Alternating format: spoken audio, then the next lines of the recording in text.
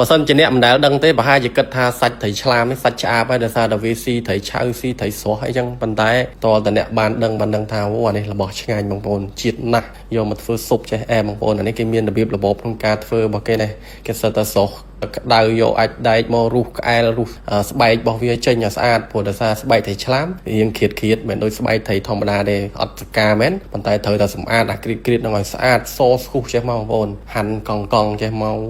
ដាក់មួយស៊ុបនឹងអែមណាស់បងប្អូនអើយហើយនៅសៀមរាបឲ្យតែចង់ស៊ុបឆ្លាមចង់ស៊ុបសេរីចាស់អីគេមកនេះហើយបងប្អូននៅហាងរបស់គាត់នេះឈ្មោះថាជួបជុំមិត្តស៊ុបឆ្លាមបងប្អូនអញ្ចឹងហើយនៅនេះមានជម្រើសស៊ុបច្រើនបងប្អូនចង់ស៊ុបគោក៏បានស៊ុបឆ្លាមក៏បានដែរប៉ុន្តែភាគច្រើនគេល្បីរឿងស៊ុបឆ្លាមនៅនេះឆ្ងាញ់បងប្អូនដោយសារគាត់មានសាខាមួយទៀតនៅកំពង់សោមនោះអញ្ចឹងហើយឆ្លាមទាំងអស់នេះគឺយកមកពីខាងកំពង់សោមអានេះគេហៅឆ្លាមឈួតអីមិនគេនោះបងប្អូនហើយឈ្មោះរបស់វាមិនសូវល្អប្រហែលទេប៉ុន្តែបើរសជាតិវិញអែមមកបងប្អូនឃើញគាត់លាងសម្អាតកោសស្បែកអីសស្គុះចេះហើយហាន់កង់ចេះមកដាក់ជាមួយស៊ុបហ្នឹងក៏បានបងប្អូនយកទៅចំហុយអីរបស់គាត់នេះក៏បានដែរណាគេមានគ្រឿងសោះអីរបស់គេដាក់ចូលចានអញ្ចឹងមកចំហុយយោអានេះក៏ឆ្ងាញ់មួយយ៉ាងប៉ុន្តែបងប្អូនទៅកុំភ្លេចសាកជាមួយនឹងស៊ុបឆ្លាមអីរបស់គាត់អូ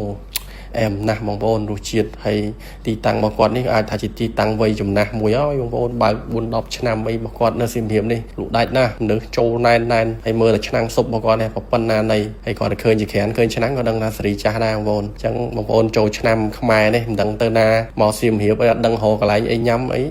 មកនេះបានធានាបើករហូតបងប្អូនអត់មានបិទទៅណាទេចូលឆ្នាំទាំងស្រាប់ហើយចូលឆ្នាំភាគច្រើនហាងបិទច្រើនណាស់ដើរលេងអញ្ចឹងប៉ុន្តែនៅនេះអត់បិទទេបងប្អូនចូលឆ្នាំប្រហែលថ្ងៃហ្នឹងគឺនៅតែបើកអ្នកដែលមកលេងសៀមរាបយប់ឡើងអស់កម្លាំងចង់រកស៊ុបក្តៅអីញ៉ាំស៊ុបញ៉ាំសាច់អាំងអីមកកន្លែងនេះបានបងប្អូនគាត់មានគោឡើងភ្នំគាត់មានសាច់អាំងមានអីមកកាផ្លេរបស់គាត់ហើយពិសេសហ្នឹងគឺស៊ុបឆ្លាមដូចបងប្អូនឃើញនេះមនុស្សមកណែនសតតែគេមករកស៊ុបឆ្លាមរបស់គាត់ហ្នឹងហើយចឹងអត់មានអីច្រើនទេបងប្អូនគាត់តែចែកម្លែកទីតាំងមួយវ័យចំណាស់ដែលលក់ស៊ុបឆ្លាមឆ្ងាញ់ដែលគាត់មានសាខានៅពីកំពង់សោមមកណាបងប្អូនហើយនៅសៀមរាបនេះក៏យូរឆ្នាំរបស់គាត់ដែរហើយចឹងបងប្អូនអាចមកបានចាំខ្ញុំដាក់ទីតាំងព័ត៌មានឥតនៅក្នុងខមមិនបងប្អូនអាចចូលទៅ check មើលបានអរគុណបងប្អូនជម្រាបលាបាយ